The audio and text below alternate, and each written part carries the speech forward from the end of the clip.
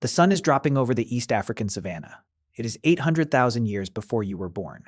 You are a Homo erectus child, about 10 years old. You can smell smoke from the fire your mother is nursing. You can also smell something else: hyenas. They're in the valley below, just a mile away. Their whooping calls are already starting. The lions will be next. Your mother points to a flat slab of rock. It juts out from a hillside. There are no walls, no door, no roof, just open air and the sound of big cats calling from the grasslands. This is where you are sleeping tonight. Here is the question. It is a question every human who ever lived had to answer. Where did ancient humans sleep to avoid being eaten? This is the story of how humans learned to sleep in the mouths of predators. And the thing nobody tells you is this: they didn't hide. They slept in the open, often right next to apex predators. But they didn't do it randomly. They chose their sleeping spots to manipulate predator behavior. They used cliffs. They used islands of rock. They used thorny enclosures. They turned the landscape into a funnel. The trick wasn't being invisible. It was being the least convenient meal in a landscape full of easier prey. Let's start at the beginning. 2 million years ago. Homo erectus is spreading across Africa. And there is a problem. Most of the continent has no caves. The ancestors who lived near cave systems got lucky, but most early humans were sleeping out in the open. And the open was full of things that wanted to eat them. Saber-toothed cats, hyenas, leopards, lions, crocodiles at the water sources. Every single night, a human had to pick a spot and hope they were right. So what did they do? The first strategy was elevation. Early humans found natural platforms, rock outcrops, termite mounds, fallen tree trunks, anything that got them off the ground. Why does that matter? Because most predators rely on stealth. A leopard can creep up on you if you are on flat ground. But if you are on a high rock, two things change. One, you can see in all directions. Two, you are hard to approach silently. The climb itself makes noise. The evidence for this comes from modern hunter-gatherers. The Hadza people in Tanzania still sleep on elevated platforms. They don't do it because it is traditional. They do it because it works. But elevation wasn't enough, because some predators can climb. That brings us to strategy 2, cliff edges. This is where it gets clever. Early humans figured out that if you sleep with a drop-off on one side, you've just eliminated an entire direction of attack. Sleep with a drop-off on two sides, and you've cut the threat perimeter in half. Now you only have to watch one or two directions. That is defendable with fire, with spears, with a group of people all sleeping in a tight circle. But here is where the standard story gets shaken up. Fire. Everyone knows fire kept predators away. That is what we're all taught. But the real story is much weirder. Fire shows up in archaeological sites around 1 million years ago. Maybe earlier. Wonderwerk Cave in South Africa has evidence of controlled fire from about 1 million years ago. But here's what nobody talks about. Fire doesn't just keep animals away. It announces your presence. It says to every predator for miles, there are humans here, and they're awake. That seems like the opposite of what you want at night. But here is the twist.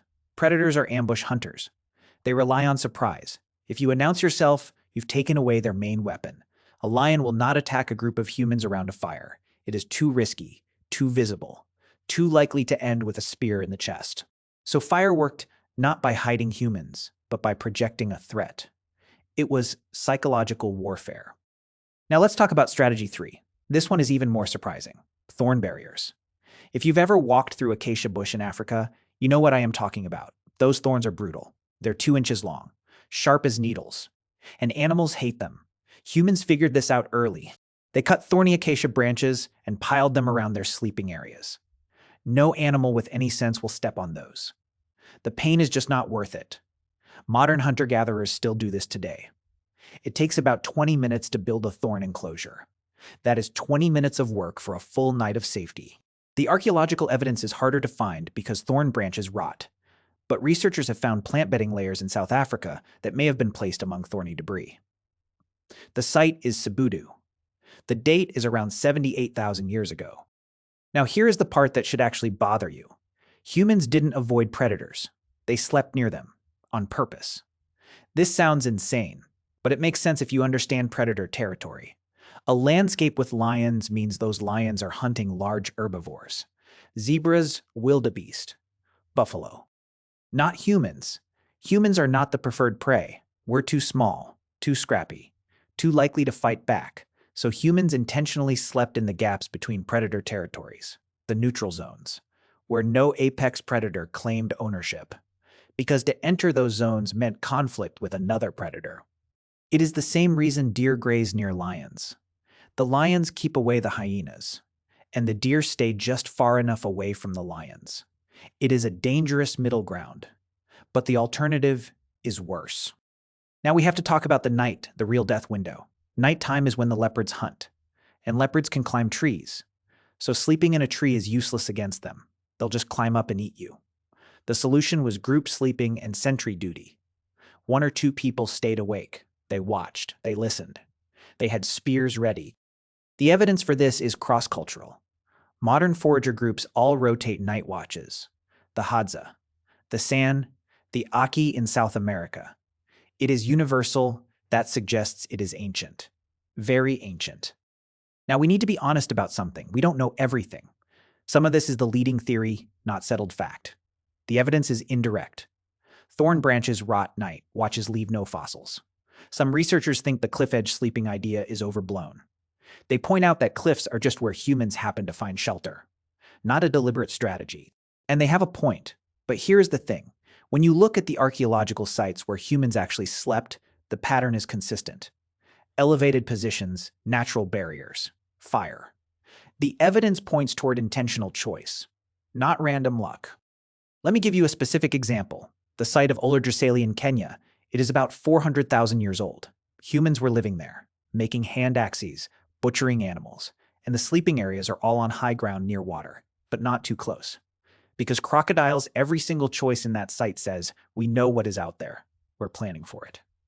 And that is the real story. Humans didn't survive by being bigger or faster. They survived by being smarter, by predicting predator behavior, by reading the landscape, by sleeping in the places predators wouldn't go. Even if that meant sleeping 500 feet from a pride of lions. Think about that for a second. Every night you close your eyes in a locked room. You don't think about predators. You don't think about what is outside your door. You just sleep. But that security is 2 million years in the making. It is the product of ancestors who couldn't afford to be wrong, who picked a rock, lit a fire, trusted nothing, and woke up anyway. Being human means being vulnerable. We didn't evolve to sleep safely. We evolved to be paranoid enough to choose the right spot. That is the ancient gift. Not claws, not fangs, not speed, just a brain that can look at a landscape and ask, where will I not die tonight? And then answer it correctly. So the next time you complain about your mattress being too soft, just remember, your ancestors would have killed for a rock that wasn't too close to the hyenas. There is a whole world of these little human mysteries. The things we do every day that came from survival. The weird habits. The instincts we don't notice. They all have a story. Stick around if you are curious about being human, because the deeper questions are just getting started.